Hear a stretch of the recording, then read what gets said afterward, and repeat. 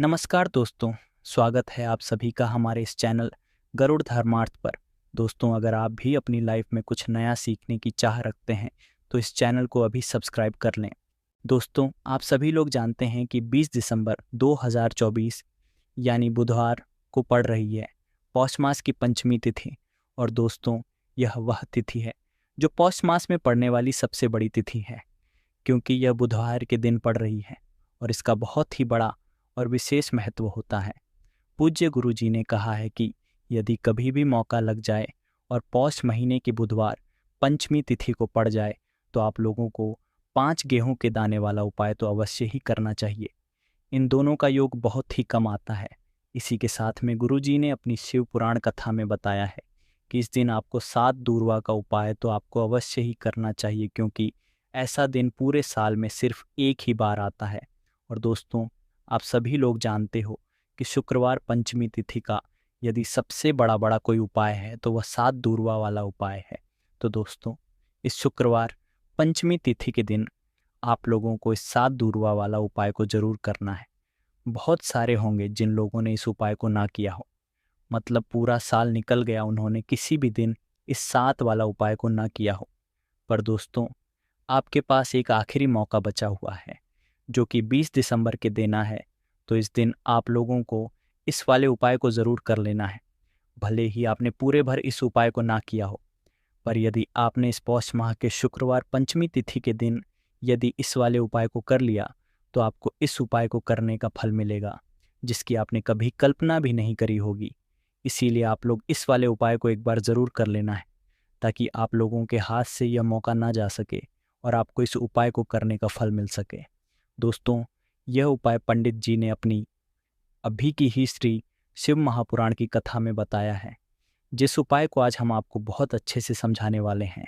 इस वीडियो को देखने के बाद इस उपाय को समझने के लिए आपको कोई और वीडियो को देखने की ज़रूरत नहीं पड़ेगी।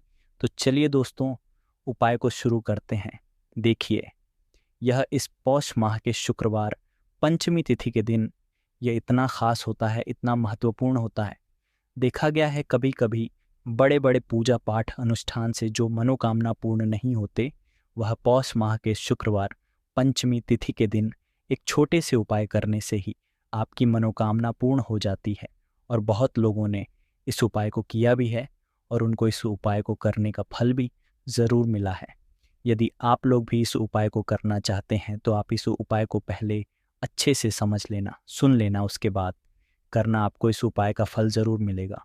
और इस उपाय को कर लेने से आपके घर में चाहे किसी भी प्रकार की दुख और समस्या क्यों ना चल रही हो, आपको उसका कारण भी नहीं पता है कि भाई ये समस्या किस कारण से चल रही है, उसका कुछ भी कारण हो सकता है, जैसे पितृदोष हो सकता है या किसी भी तरह का दोष भी हो सकता है।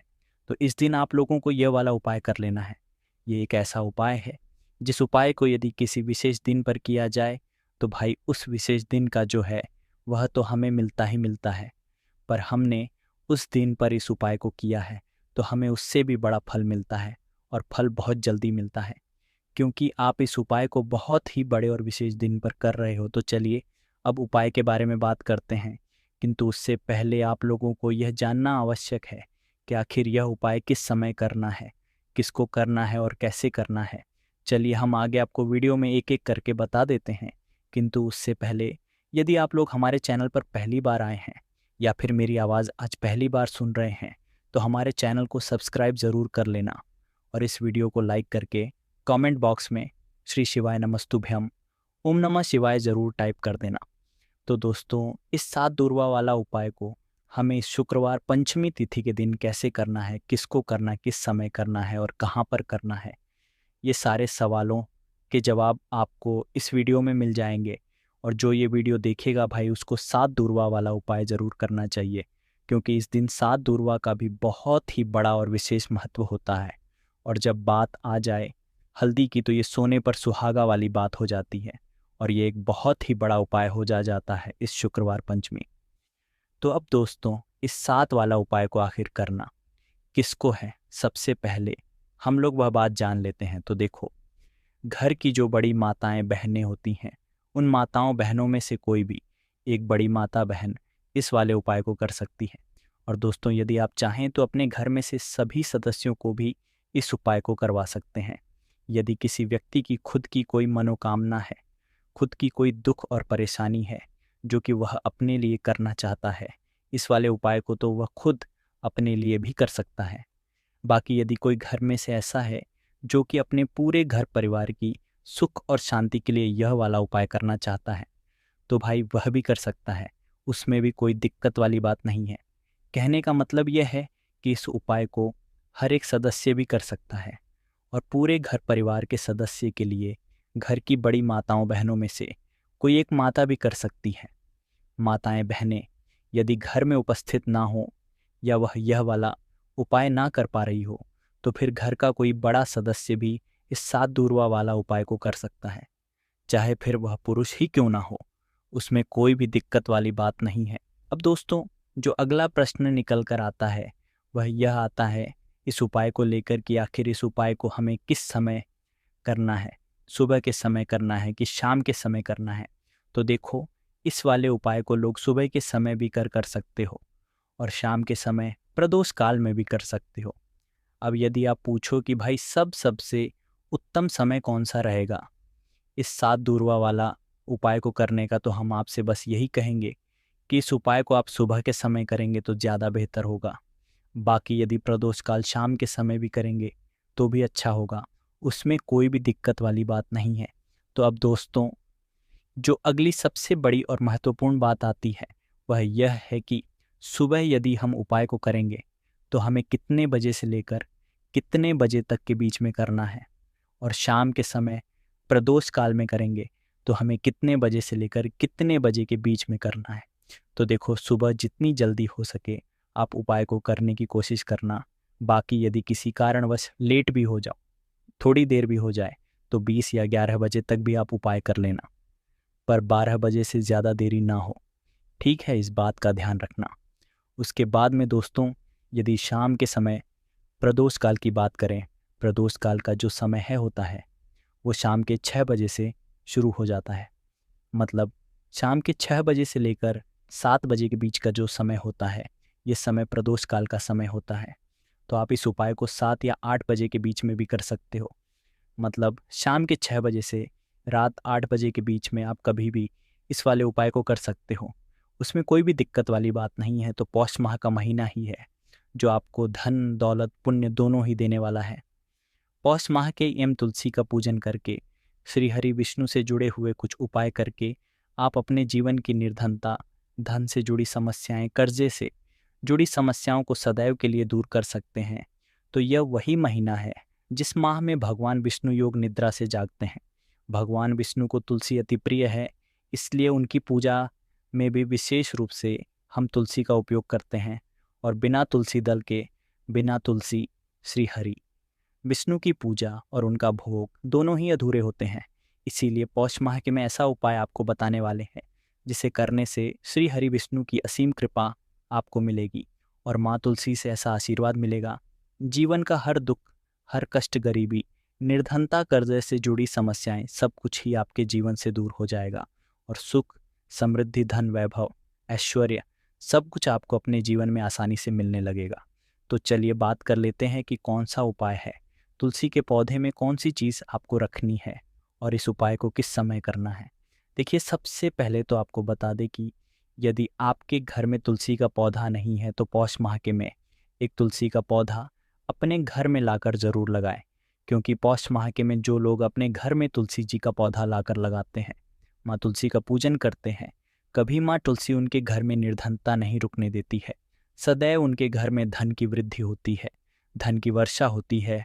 तो ज़रूर से तुलसी का पौधा आप पौष माह के में अपने घर ज़रूर लेकर आए और अच्छे से आपको माँ तुलसी का पूजन करना है, माँ तुलसी के पौधे की देखभाल करनी है।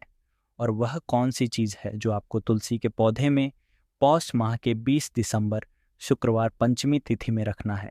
और यह चीज़ रखते ही रातों रात आपके जीवन में चमत्कार होगा और आपके भाग्य का भी आपको साथ मिलेगा।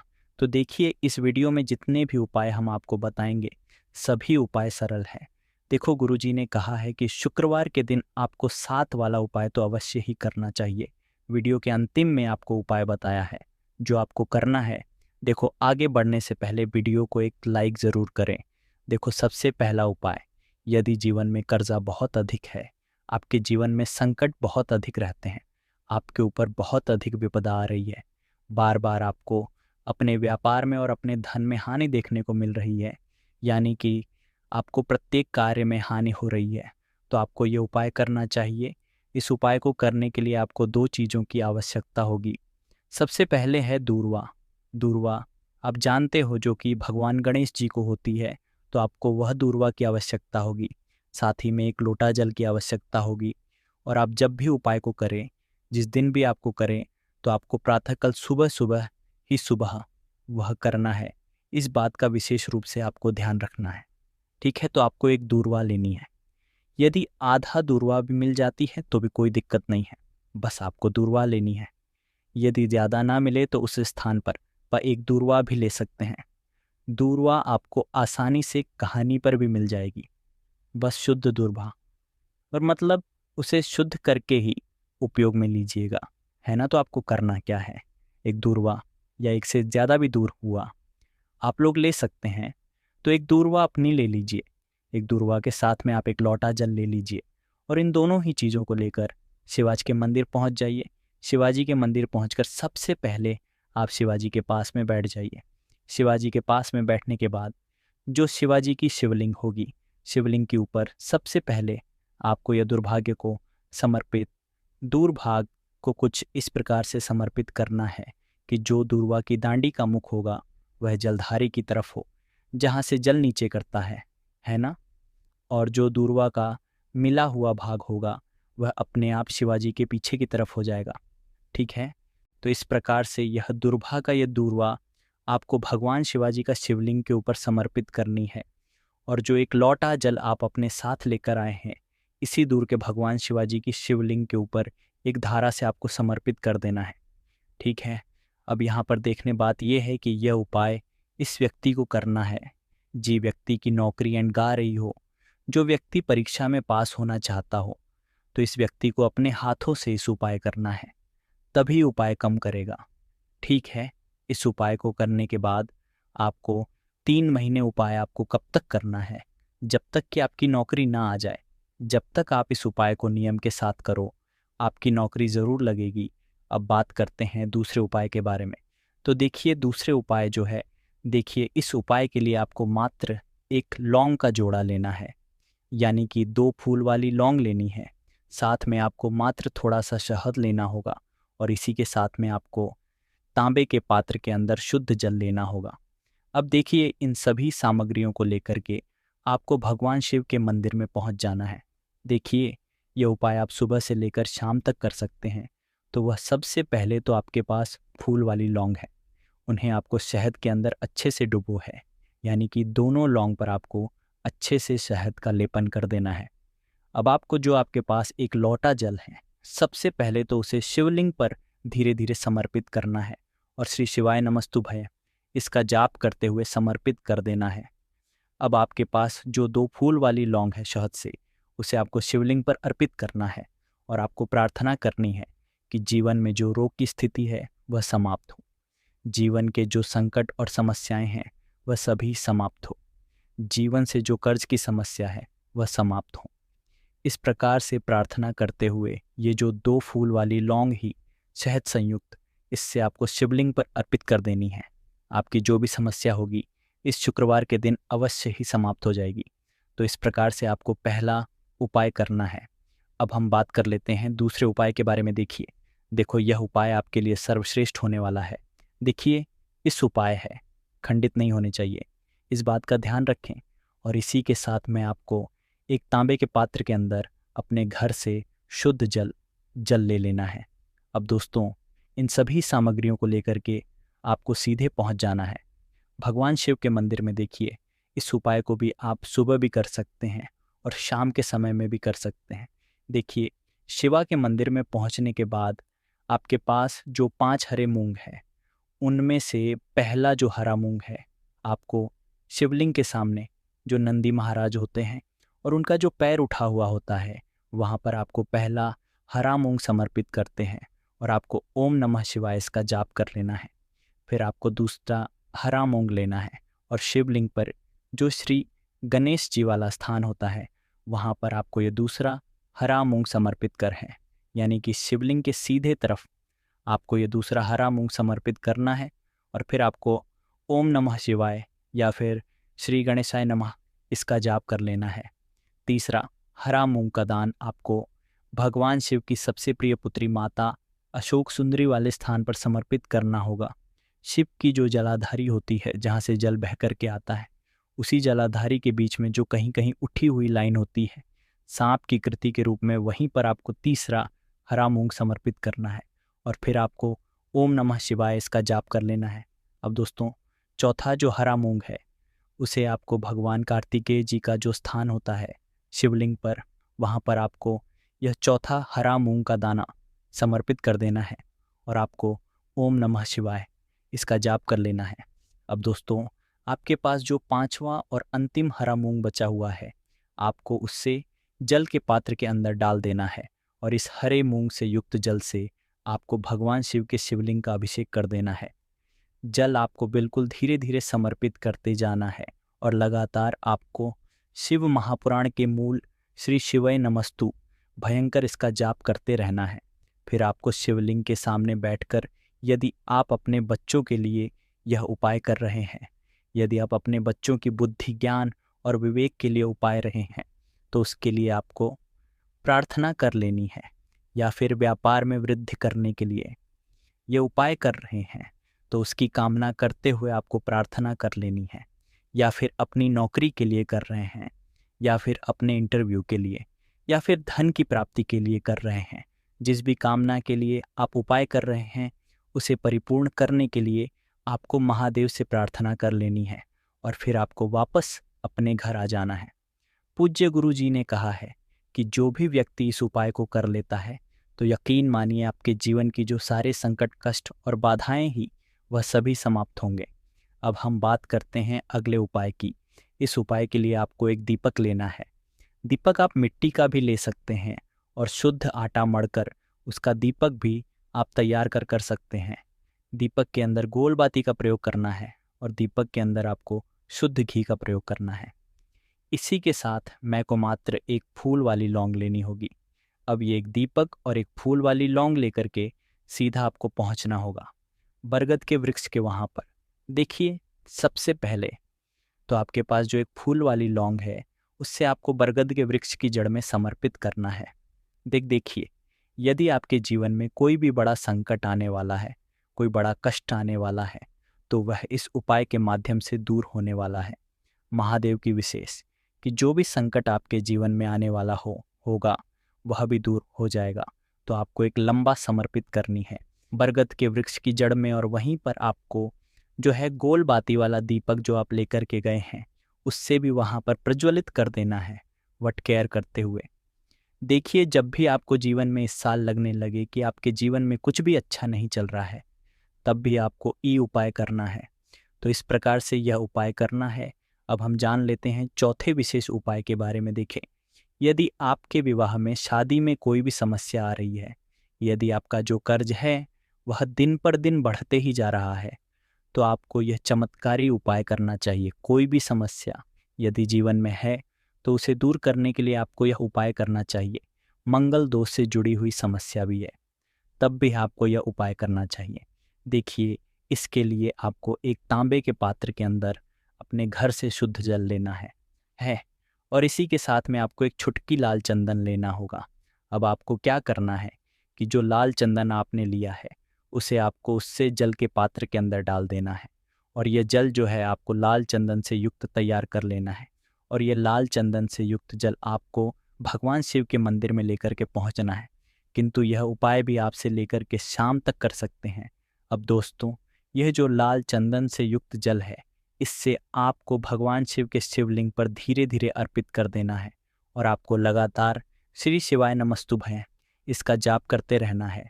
देखिए, यदि आपके जीवन में विवाह से युद्ध समस्या चल रही है तो आपको मंगलेश्वर महादेव का स्मरण करना है, और जीवन में अधिक कर्ज की समस्या है तो आपको आरण मुक्तेश्वर महादेव का स्मरण करना है।